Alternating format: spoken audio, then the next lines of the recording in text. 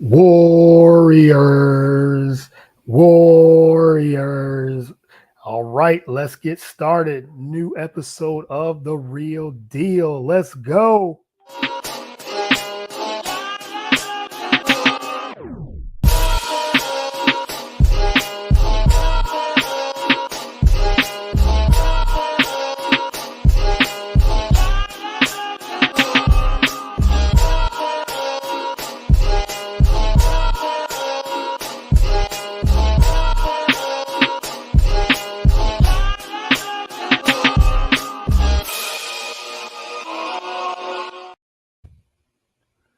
Welcome to another episode of The Real Deal. I am your host, as always, Courtney Harden. Glad to be here. Happy Saturday, June 18th.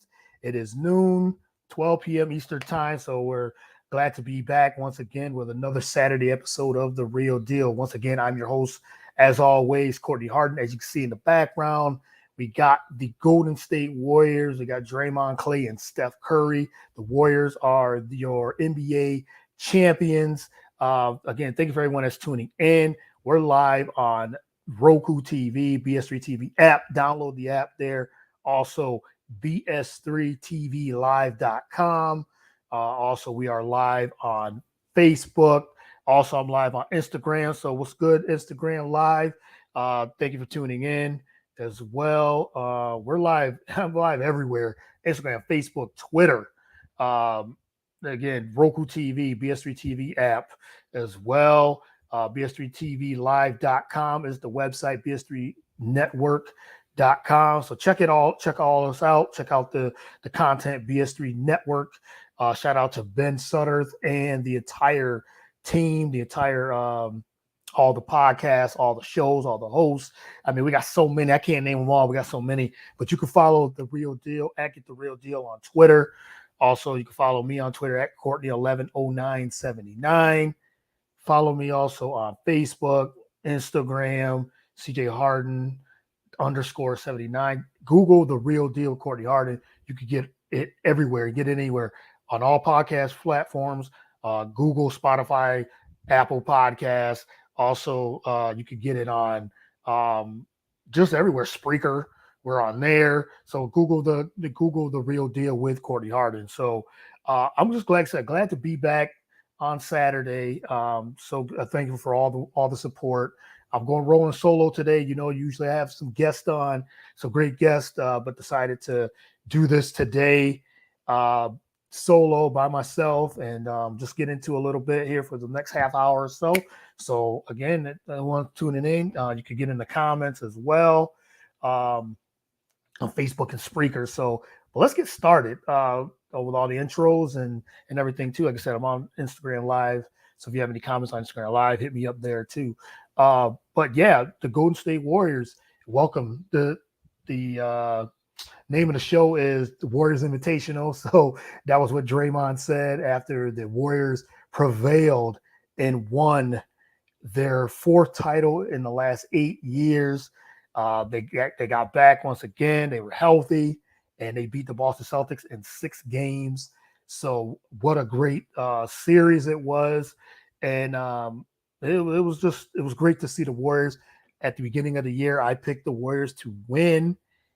They got it. They won the championship, and they did it in a real good fashion. They said they beat Boston in 6, and Steph Curry, his first Finals MVP, where there was so much chatter and so much talk about him not having a Finals MVP on his resume, and with his legacy at stake, and he needed this for his legacy. But I'm gonna get into all that. I'll get into that in a little bit because I got a lot to say about one of my favorite players in the league, is Steph Curry, and so much about his legacy that he needed this to cement it and all this thing. We're gonna get into all that, but let's congratulate the Warriors again for winning their 4th championship over the last 8 years, and they did their thing. And to get there, some people said they had an easy road because they beat a depleted Denver team,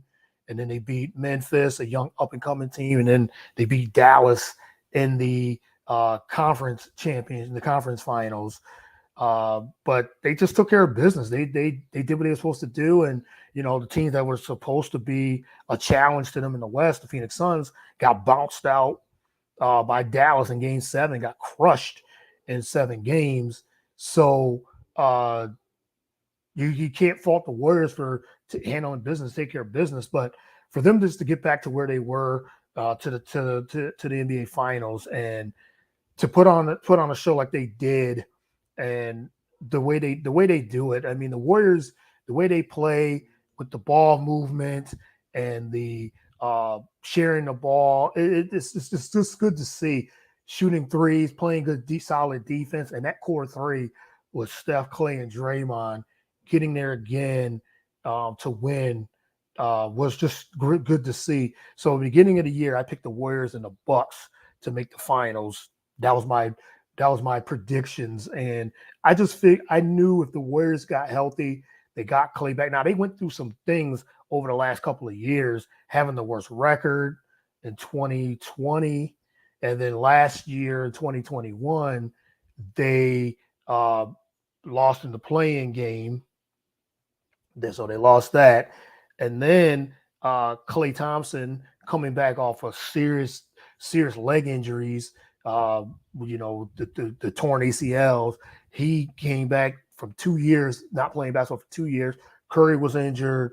Draymond was out for a while, and then they had all the young guys like a Jordan Poole, and they ended up getting Andrew Wiggins coming and cementing his role with them as well.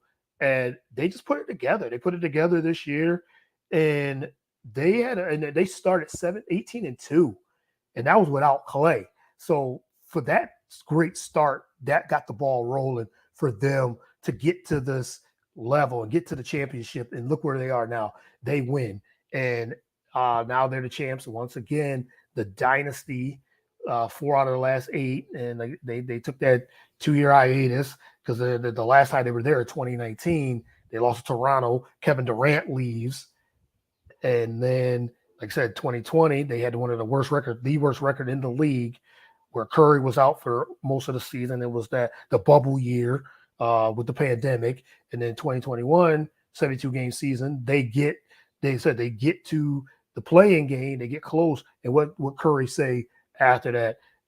With us, you guys don't want to see us because we're healthy. We're going to be right back where it all begins. And look where they are. They're here. They got there and they won. So, like I said, they beat the Celtics in 6. They put their will on the Celtics over the last couple of games. They won 3 in a row. They were down 2-1 in this series. Celtics was the 2 games the Celtics did win. They won game 1. They won game 3. They shot lights out. But then the Celtics kept turning the ball over. A lot of bad shots and things like that, and playing sloppy. So the Warriors took advantage of that, and then, like I said, they put their will on the Celtics over the last couple of games. And remember, in Game 5, when it was tied 2-2, well, let's go back to Game 4, where Curry dropped 43 on the Celtics and hit 6 threes and just dominated throughout. And Curry was consistent all the way through until Game 5, where he had a bad shooting game, and the Warriors still won. Like, he didn't hit a 3-pointer. I think it was 233 straight games without with at least one 3-point, making one 3-point shot, and that streak in it, and that's a record itself. I mean, we're gonna get into Curry and his legacy and everything. But yeah, it was just, and then the Warriors, Wiggins stepped up big time. Clay hit some key shots. Draymond was inconsistent, but when it mattered and it counted, he provided that leadership and the defense that he played, and being disruptive to the Celtics, and so Draymond was just being Draymond. Gary Payton the second, he came in, played key minutes as well, playing solid defense, just like his dad, Gary Payton, the Hall of Famer. So he was big and contributed.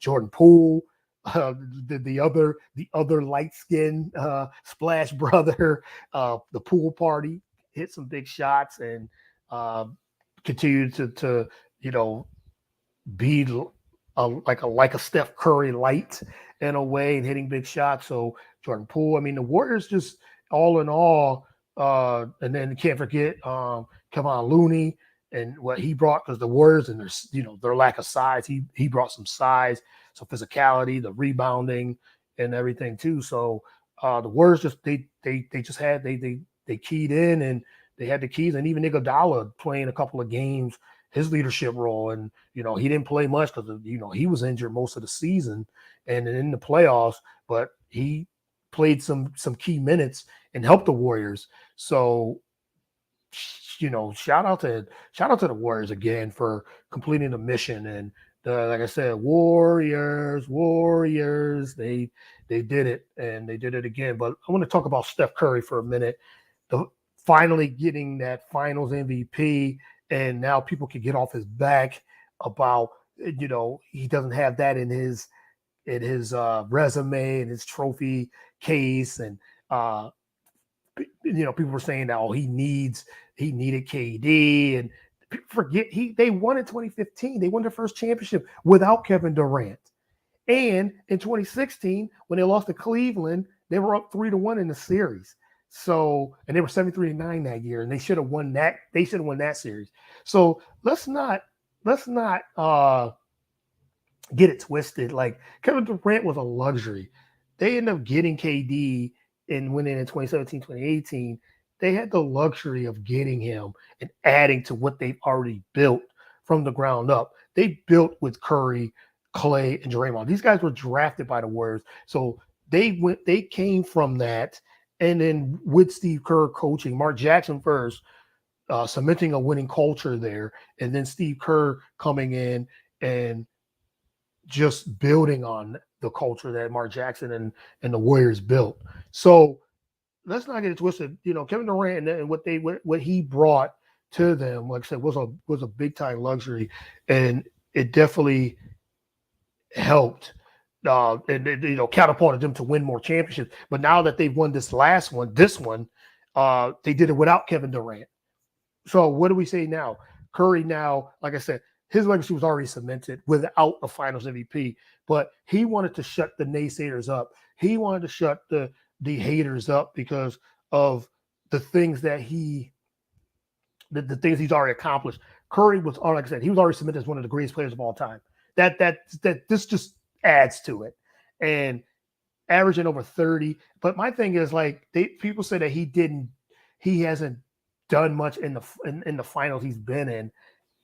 He's averaged, before this finals, he averaged 26 points, 6 assists, 6 boards, 27 points, 6 assists, 6 rebounds. Like, people would to get to the finals and to have those numbers. That's just the expectation that we have for somebody like Steph Curry. Yes, he never won a Finals MVP. He probably should have won in 2015. Iguodala got that. I argue that Steph should have won that Finals MVP.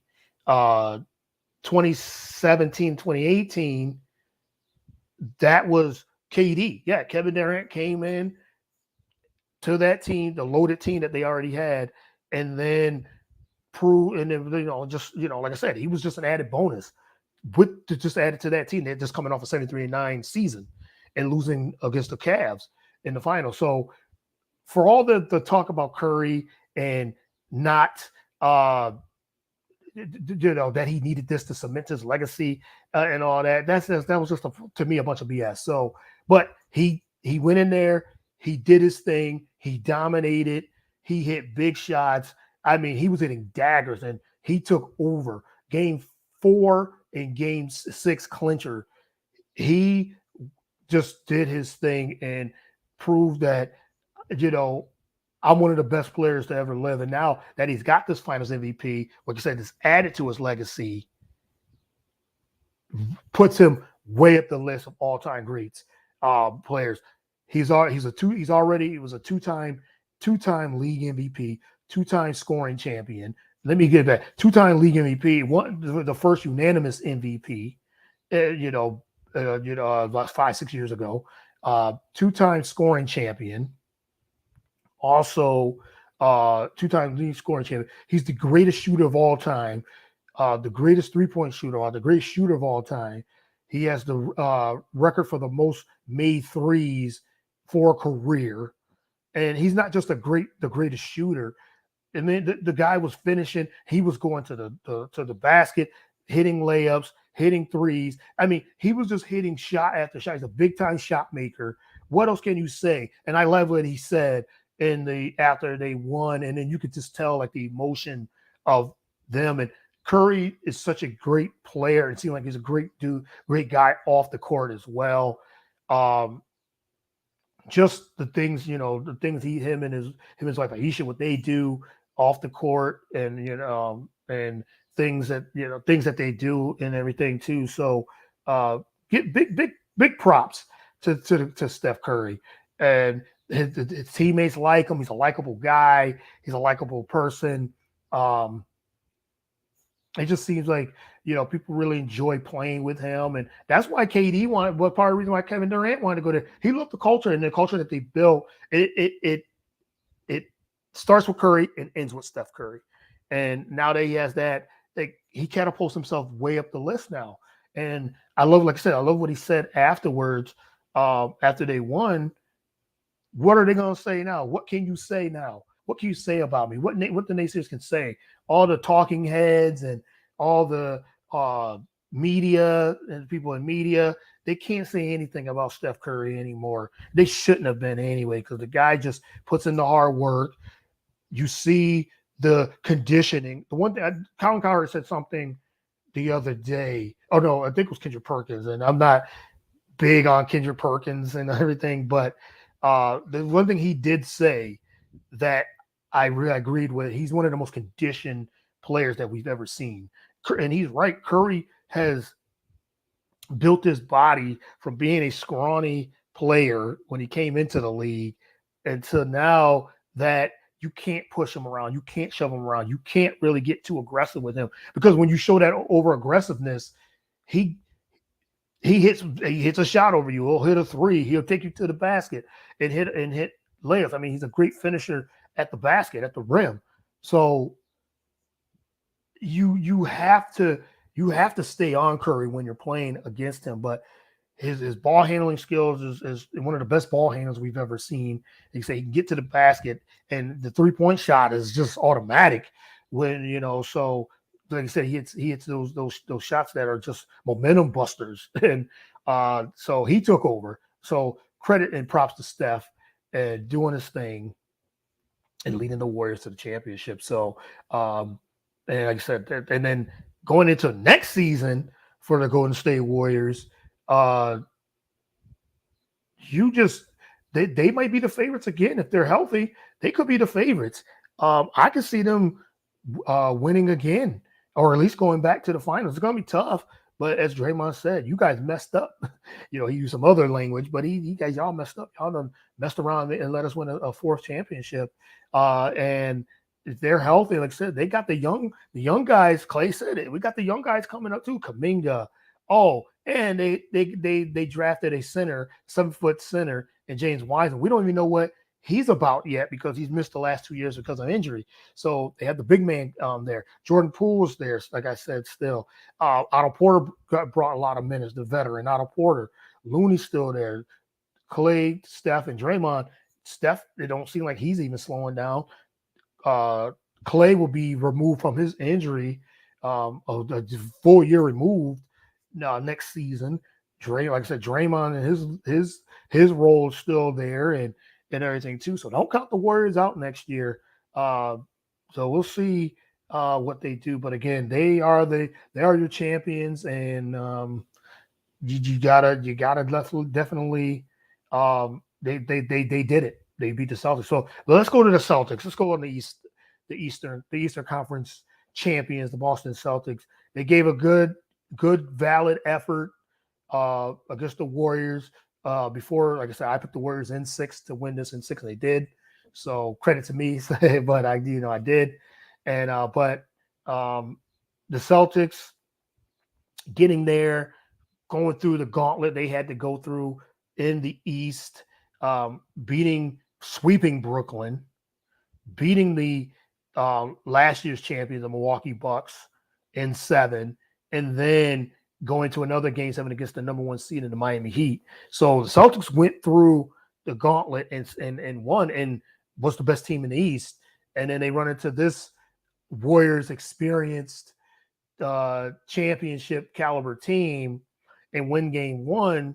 And you thought like, oh, okay, this is going to be a series. And I figured it was going to either go 6 or 7.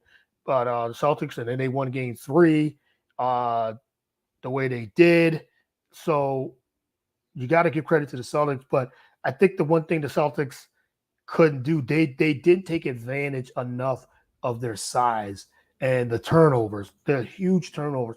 Jason Tatum, and he has ascended into the, becoming a legit star in the league, and Jaylen Brown and the defensive player of the year, Marcus Smart, Robert Williams, man, what a monster on the boards and blocking shots, and Al Horford, and but they just didn't have enough against the Warriors. And there was talk that they ran out of gas, and Tatum they kept turning the ball over a lot and everything. And that's what did them in. And then they just couldn't hit shots. Some of the shot selections was terrible. And the one thing I think Tatum, as much as I love Jason Tatum and love his game, loves where he's going, he's only 24 years old, so he's going to continue to keep improving. Jaylen Brown was going to continue to keep improving. And this is a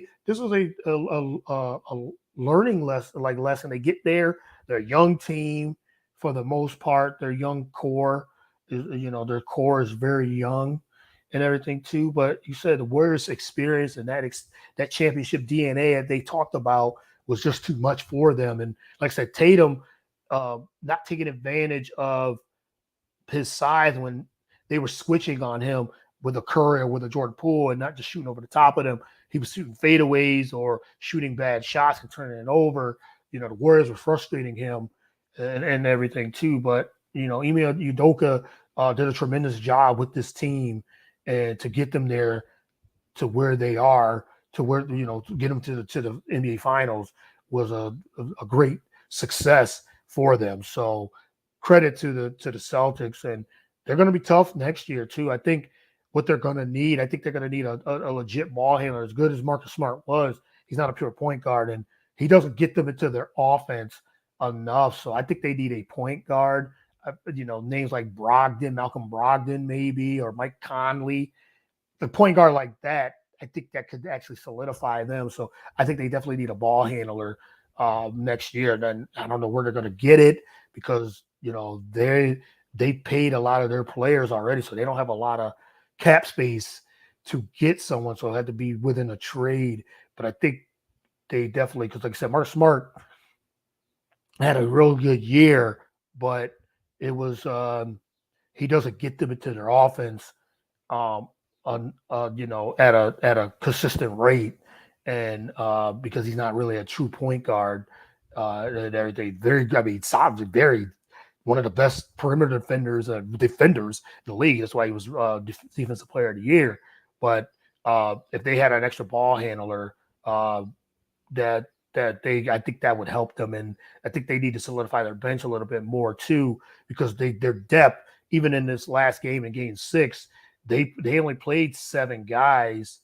They only went 6-7 deep, and then in the whole second half, I think Marcus Smart played the whole second half, and I think Jaylen Brown did too, and Tatum played most of the second half. So yeah, they got to get more depth. But again, this was Udoka's first year as head coach, and he leads them to the championship. So I don't think you could be. I think Celtics fans, they got a solid team, and Robert Williams, he's been injured. He was playing on an injured leg, and he was banged up, most of the season or half the season. So let's see what him being healthy. And he was playing on that one leg and really giving him solid minutes. And I think Al Horford, he was very inconsistent, but he showed up, and his second time on the Celtics as well. So it makes you wonder if they would have kept Kemba Walker, how that would have been if Kemba could have stayed healthy. that could have really helped. Kim was a liability on the defensive end, but he was he was a really good ball handler for them. And so I think he could have really helped.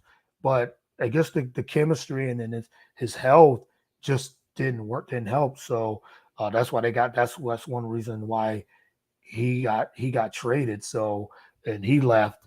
But they could have used somebody like a Kemba Walker getting into their offense and then hitting big shots. But Celtics turnovers, that was a big factor of them losing this series. And when they turned the ball over, they really, just like the other team, they couldn't recover. The Warriors, because of how they pass the ball, and sometimes they get a little careless too, but they can overcome that, and they did, because they turned the ball over. They turned the ball over a lot in Game 6, but they just continued to hit big shots. They just kept to hit big shots.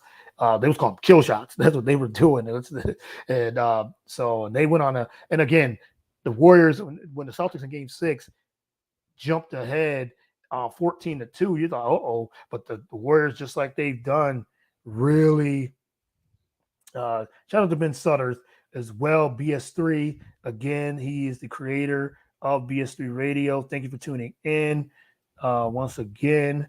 And he has his show on the BS3 network, Late Night with BS3, so check him out tonight, as well as all the other shows on the BS3 network.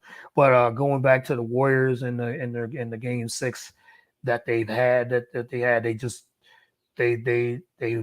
did what they were supposed to do. Warriors Invitational, you're all welcome, as Draymond said. So big shout out to the Golden State Warriors and winning their 4th championship in the last 8 years. So the dynasty continues for the Golden State Warriors.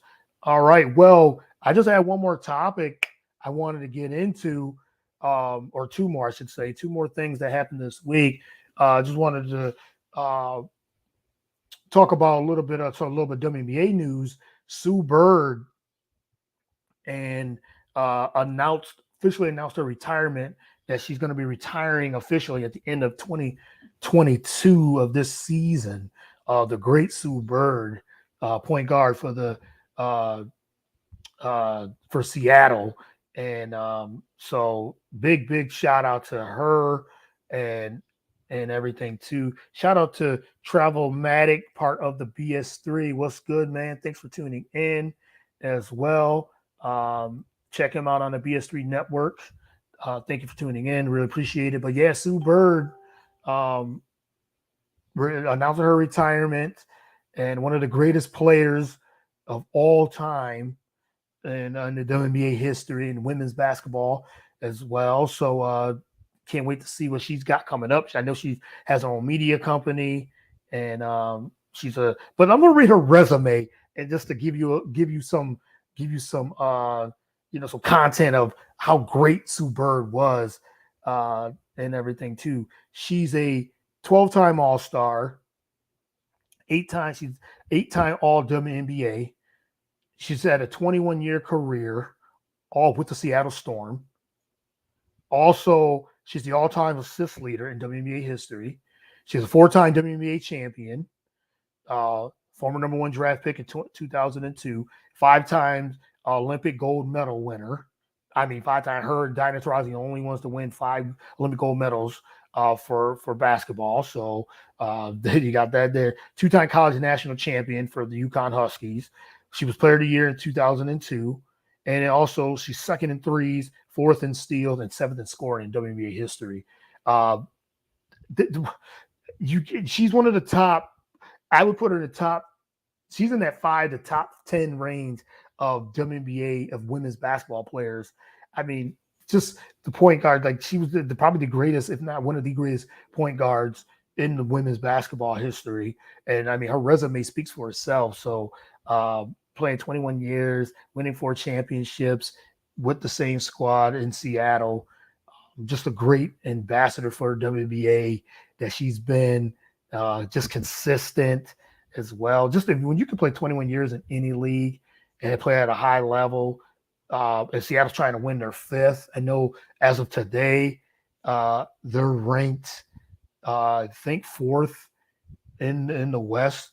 in the West, so they're trying to win again. So we'll see what they can do as well. So yeah, so big credit and big props to Sue Bird for again that she'll be announcing her retirement at the end of 2022. So definitely props to her. So can't wait to see what she got going on afterwards. But she's a Hall of Famer, one of the greats to ever do it. But the last topic I want to discuss is Serena Williams is coming back. She announced that she's coming back to play at Wimbledon, which is coming up in a couple of weeks. Looking forward to seeing one of the greatest athletes of all time back trying and winning. Shout out to Gabby Hurlbutt. Thank you for tuning in as well. Really appreciate you. Check her out and her podcast, Boston Ballin'. Definitely big fan. Been on her show. She's been on mine. So credit to her. Big shout out as well. But yeah, back to Serena Williams real quick. And yeah, Serena and coming back and gonna be playing in Wimbledon. She gets a wild card. She's been out for a year with some various injuries and things like that. And Serena's trying to get that 24th and 25th major. She's been pushing, she's been trying, and I think she's got one more good run in her because you can't count Serena out. Even missing a year, there's going to be some rust, and there's going to be some like I said, court rust and things like that. But you can't count Serena out. So yes, thank you, Gabby, again for tuning in, and yes, thanks for the shout out. Sorry for your Boston Celtics. I talked about them, but you got to be proud of what they've accomplished in Udoka's first year again. So they'll definitely make some improvements to try to get back to the NBA Finals. So again, credit to your squad, the Boston Celtics. Gabby's a big time all Boston sports fans. That's why her show, Boston Ballin'. She covers a lot of Boston sports, so check her out on all podcast platforms. But back to Serena, and I said I think she's gonna come back, and I don't know if she's gonna win another major because the women's tennis game has gotten so much better, so much great talent, young talent coming up, and Serena, like I said, she's been off out of the game for a year, but again, you can't count Serena out. One of the GOATs of all time, not just women's greatest players, but one of the greatest athletes of all time. And she's a 23-time major Grand Slam winner, and Serena just continues just to dominate at her, at her age. So I'm looking forward to see what she's going to bring. And if she's, like I said, she's got that one great run coming up, coming back from off injuries. But I'm looking forward to seeing what she's got. And she's, Wimbledon. I think she's won it 8 times. She's an 8-time Wimbledon winner. And then she's going to be playing the U.S. Open if she stays healthy. So Serena's got a couple good cracks at this. And then it's grass season too. So Serena's dominant on grass. So look forward to see what Serena got going and everything too. So, all right, well, that's a wrap for the show. Again, thank you everyone that tuned in. Really appreciate it. Didn't want to keep you too long on this Saturday afternoon. Thank you to everyone that tuned in on Instagram Live. Thank you everyone on Facebook as well.